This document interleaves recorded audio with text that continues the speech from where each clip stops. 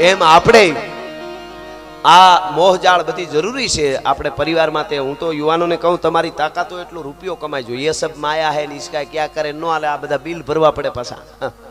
પૈસો કમાઈ લેજો ટાણું છે તો। અને ગઈકાલે મેં મેળામાં હજારો માણસોમાં કીધું હતું, અત્યારે આપને હું કહી દઉં યુવાધન ને ખાસ આ વાત મારી। અને યુવાધન મને ચાહે છે એટલે કહું છું, ખૂબ ચાહે છે, સાંભળે છે એટલે કહું છું। અકડે ઠાઠ આવે છે જ્યાં હોય ત્યાં, કડકડતી ઠંડી હોય, ચોમાહાનો વરસાદ હોય કે ઉનાળાની ગરમી હોય, એટલા બધા પલા કાપી કાપીને હજારોની સંખ્યામાં માણસો સાંભળવા આવે। એટલે અમારી બહુ ફરજ, ડગલું માનતા માનતા અમારી ફરજ આવે સાહેબ, નકર પેઢીઓ નાશ થઈ જાય, પાપ લાગે હો।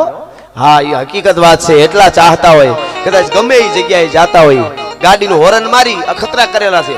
આમ ગાડી આગળ જતી હોય મોટરસાયકલ કે ફોર વ્હીલ, અને વધારે આમ થોડી ઘણીવાર આ પ્રોગ્રામનું એટલે મને કમિટમેન્ટ કરેલું હોય, ટાણે જવું હોય, ઘણીવાર મોડું થઈ જાય, તેમ થાય ટાણે નહીં પુગાય તો ગાડી થોડીક વધારે આકવી હોય તેમ કોઈક સાઈડમાં એમ થાય જલ્દી સાઈડ દે, પો એક ધારું હોરન વગાડે એટલે કોઈ પણ સ્વાભાવિક છે, એક બે ત્રીજું હોરન થાય ને એટલે ગમે એની નસો ખેંચાય।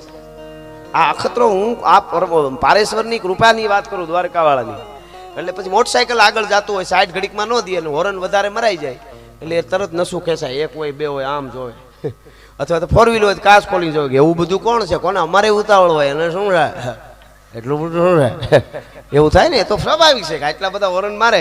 પણ મિત્રો હું તમને આ પારેશ્વરની સાક્ષીએ કહું છું, એ ખાલી હું આમ કાસ આમ કરીને આમ કરું અને ઘડીક પેલાનું એનું મોઢું હોય એ આખું બીજું હોય, અને મોઢું જોયા ભેળું છું તો રાજભા તો એમ થાય કે મારી માં પીઠળ લાકડી વાળીને માં હર્ષદ ને દ્વારકા વાળાથી આથી મોટી કઈ બાકી નકર કદાચ મોટા મોટો અધિકારી ડિગ્રી ને હેનની માથે ડિગ્રી ને હેનની માથે ડિગ્રી ને હેનની માથે ડિગ્રી એવો અધિકારી હોય ને તોય કહી દે અધિકારી હોય તાર ઘરનો, કહી દે કે નહીં।